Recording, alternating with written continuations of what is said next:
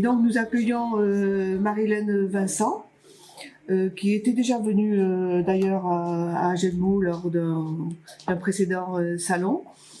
Et la première question que je voulais lui poser, parce que lorsque j'ai regardé sa biographie de près, je me suis aperçue qu'on disait d'elle que c'était une prof, une écrivaine, une journaliste, une scénariste, une réalisatrice.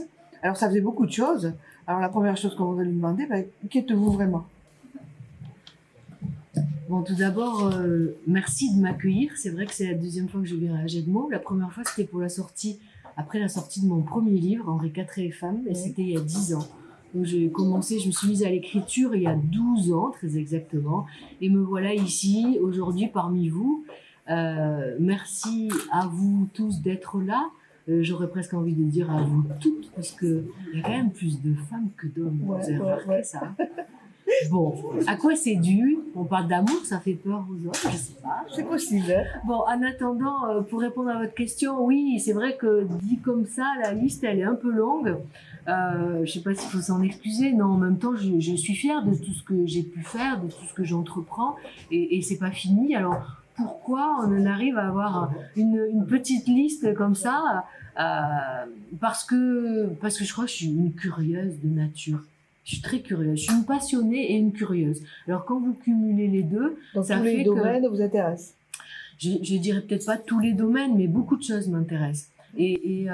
Alors c'est une qualité, un défaut, parce qu'après je passe ma vie à aller chercher, fouiller. Alors imaginez Internet, c'est une vraie richesse d'ailleurs. Aujourd'hui, on peut savoir tellement de choses. C'est bien, et voilà, exactement. Bon, on va peut-être pas s'étaler parce qu'il faut parler d'amour, je crois, et que nous n'avons qu'une heure. J'ai eu beau essayer de gratter, mais j'ai eu droit qu'à 1 heure. Oui, c'est ça. Voilà. Donc, il y a tellement de choses à dire sur ce sujet qui est un sujet passionnant. Hein. Alors, j'ai vu aussi que, toujours dans votre biographie, on disait que vous étudiez en particulier le développement personnel, l'amélioration des relations sociales. Et donc, tout ceci doit être lié à l'amour, puisque c'est ce thème que vous avez choisi. Alors, expliquez-nous un peu plus. Oui, j'y suis tombée dedans il y a 25 ans, peut-être de cela, à titre personnel, parce que je crois que quand on travaille et on s'intéresse comme ça aux relations et au développement personnel et aux relations humaines, eh bien, peut-être parce qu'on a des choses à travailler soi-même. Hein. Il y avait des tas de choses qui me convenaient pas dans ma vie, et donc il a fallu peut-être les mettre à plat. Alors je suis rentrée là-dedans et j'ai mis un doigt, les 5 doigts, la main, le bras, le corps entier. Oui, c'est ce que je viens de vous raconter tout à l'heure, le côté passion. Mais en même temps, j'ai trouvé tellement extraordinaire. Et vraiment, si dans votre vie vous avez des petites choses qui vous posent problème, essayez de les affronter, de les mettre, d'être dans l'authenticité de ces problèmes, de les regarder en face, de les traiter, parce qu'après la vie est beaucoup plus douce. Et on dit que, en fait, dans la vie, certains disent que il y a 2 choses qui nous font avancer, ou l'amour ou les peurs. Voilà. Quand on n'est pas dans l'amour, on est dans les peurs. Et on le sait pas toujours, on n'a pas toujours conscience, parce que on a 2% de nous qui est dans la conscientisation. 98%, on est dans l'inconscient. Vous imaginez, c'est un peu l'iceberg, hein, la face émergée, et puis tout ce qu'il y a dessous. Donc, à partir de là, oui, je crois que c'est bien. En tous les cas, je parle de ce que j'ai vécu. J'ai travaillé d'abord sur moi, et aujourd'hui, c'est vraiment ma vie. Ça fait partie de moi. Je peux pas m'en empêcher, même dans toutes les conversations, tout revient, parce que finalement, on est là pourquoi sur Terre, hein, si ce n'est pour aimer. Il me semble qu'on a un besoin d'aimer comme de respirer.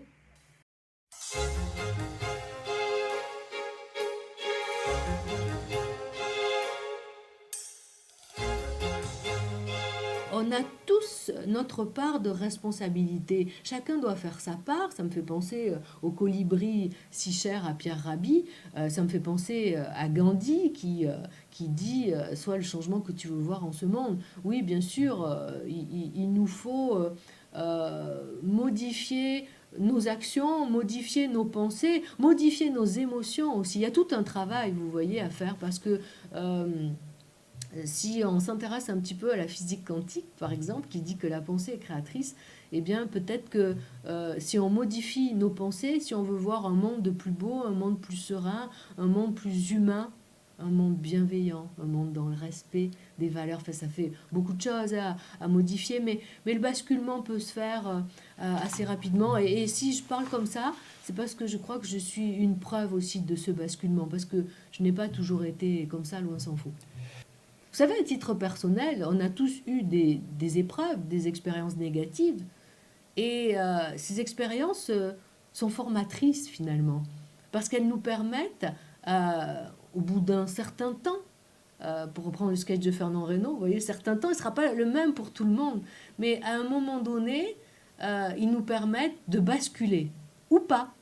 Alors là, ce sont ces gens qui ne basculeront jamais, quoi qu'on fasse. Mais ils ne sont pas majoritaires. À côté de cela, l'expérience me paraît toujours utile. Si on veut bien se donner les moyens, reculer, faire un pas de côté et analyser la chose. Alors oui, il y a eu comme un exode hein, au début du confinement, juste avant, là, le week-end d'avant, puisque nous avons un certain nombre de citadins, et on ne va pas leur jeter la pierre. Ils avaient peut-être une résidence secondaire ici, ils vivaient peut-être dans un appartement plus petit à Paris ou ailleurs, et ils avaient envie d'être au large, de respirer, et ils pensaient sans doute qu'on allait pouvoir se promener au bord de la mer, mais bon, on a vu qu'il n'en a rien été. Bon, je crois surtout aussi qu'en cette période, vous voyez, où on aurait tendance à tirer sur un tel, il faut surtout rester unis. Surtout rester unis parce que on doit sauver la planète et se sauver soi-même. Et trouver les bonnes méthodes pour. Ça ne se fera pas du jour au lendemain comme ça. On va vivre des semaines et des mois peut-être difficiles. Je pense que inconsciemment, quelque part, on s'y prépare, on le sait, ce que je dis, on le sait, mais, mais moi, je crois à un aboutissement heureux. Et vous citez Voltaire qui dit « J'ai décidé d'être heureux parce que c'est bon pour la santé ». C'est votre Oui. conclusion de la chose? Oh oui, oui, oui, oui. Et juste un petit mot sur les moyens pour être heureux. D'abord, c'est le lâcher-prise. Alors, c'est facile et compliqué. À la fois, il faut lâcher le mental parce que si on fait des projections, on peut s'angoisser. Mais il faut vivre le moment présent. Là, vous voyez, tous les deux, on est là, ici, maintenant. On est heureux, on est bien.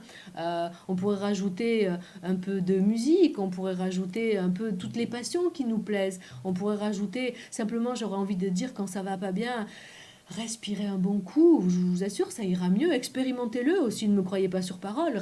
Buvez un verre d'eau. Vous voyez, des choses toutes bêtes comme ça. Mais ça, on finit par goûter à ce qu'est le bonheur avec des choses simples. Et c'est pas l'achat d'un énième chemisier ou l'achat d'une énième voiture qui va nous rendre heureux. On va revenir aussi peut-être à la simplicité. Comme dit Pierre Rabhi, vous voyez, je le cite pour une deuxième fois, la sobriété heureuse. Et je vous assure, ça marche.